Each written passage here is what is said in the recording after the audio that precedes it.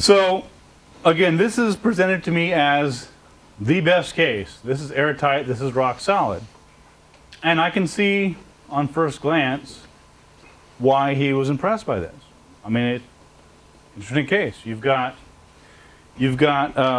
two police officers who are saying this psychic, Nancy Weber, gave them information just after Thanksgiving 1982 about the killer. Now, what we didn't get to was, of course, whether the information turned out to be correct.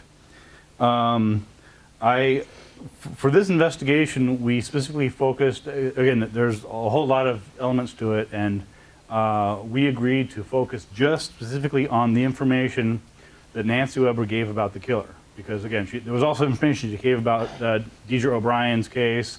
There's also, for example, there's also the information, they actually made a lot of hay about it, the fact that Nancy Weber knew, I use the word knew advisedly, that Amy Hoffman had been sexually assaulted and that she had been, in fact, mutilated.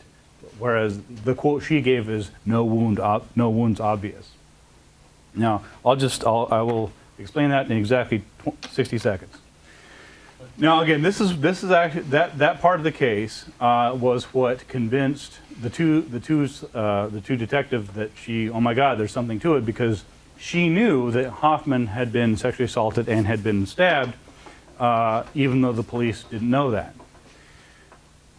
There's two claims here. The first one is that she'd been sexually assaulted, and it is true that that the police withheld that information from the newspapers. So I actually went back and looked at the archives of the newspapers. It's true that up until December, the police are still saying she hadn't been sexually assaulted. That's what police often do in murder cases. They will withhold certain key parts of the story, because if you bring someone to interview them, and if what's in this paper is that she hasn't been assaulted and the person knows she has, that's something that they zero in on it. That being said, let's look at that for a second. Oh, I'm not going to make 60 seconds. Okay, we know 19-year-old woman kidnapped by a male from a parking lot. What do you guys think the chances are that she was sexually assaulted? About 100%. Well, it might not be, but further also by almost certainly, and they knew this within the first couple of days, a male stranger. This wasn't, so again, right. So was it absolutely certain she was sexually assaulted? No. But assault, kidnapped, not murdered. I mean, if someone's going to kill her, they could have just done it right there. So just common sense tells you that probably better than 50-50 she was sexually assaulted. So that part does not impress me. Call me a skeptic. I'm not impressed by that. The second half of this is more interesting, because she says that she read in the, part of what she said was she asked the police, why are the police lying? Because, she's saying that the paper said there were no wounds obvious, so they couldn't determine cause of death.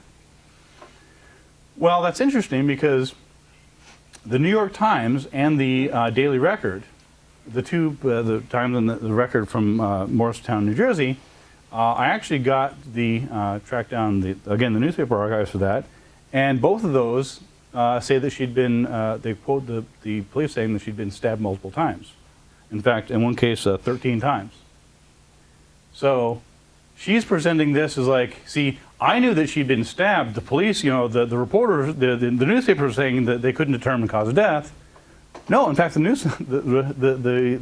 newspaper accounts, the day that she was found on the 25th, are quoting police detectives saying she was stabbed multiple times.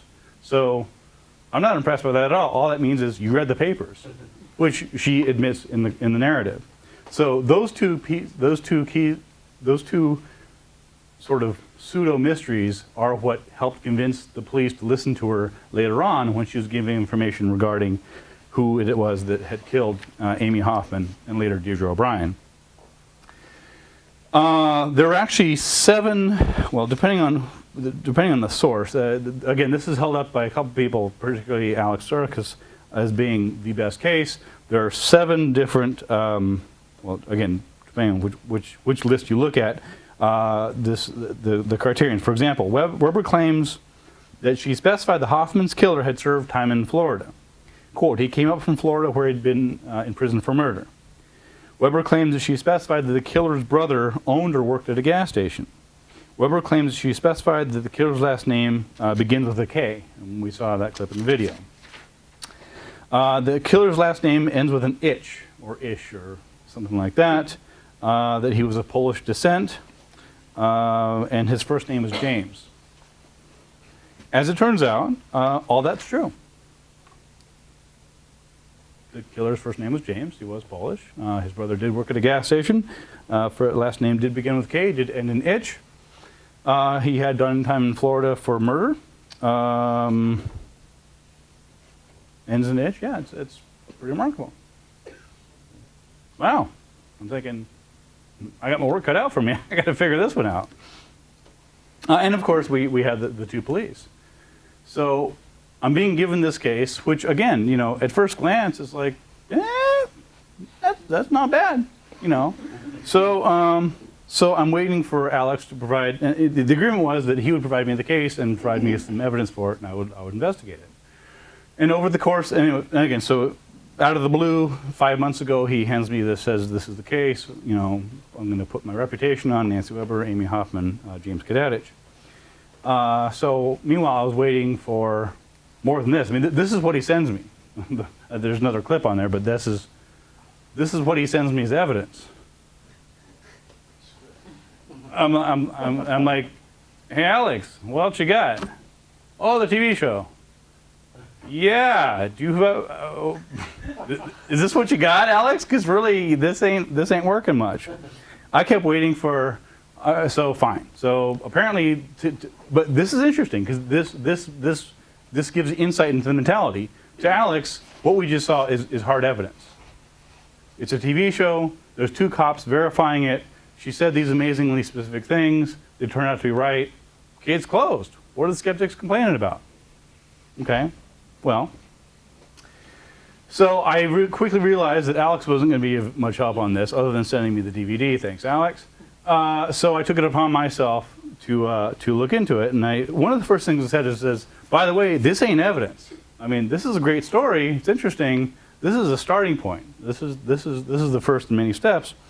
So I said, well, I need transcripts. I mean, I need give me something other than the video. Well, he said, well, here's the telephone numbers for the cops. Call them up yourself. And he actually interviewed the police. You can hear on the Skeptical website. So I had that. I had the interviews of him that he conducted with both Sergeant Hughes and Moore. And so I said, look, the burden of proof is on you. It's not my job to disprove this. It's your job to prove that she gave this information. I said, let's just be very clear about this. If this is what you're giving me, I said, I'm willing to look into this, but you know, this is not my burden to take on. In the end, I actually did end up doing that. So I quickly found out, actually it didn't quickly find out, it took about a month to realize that all we have are the testimony. There's no written notes.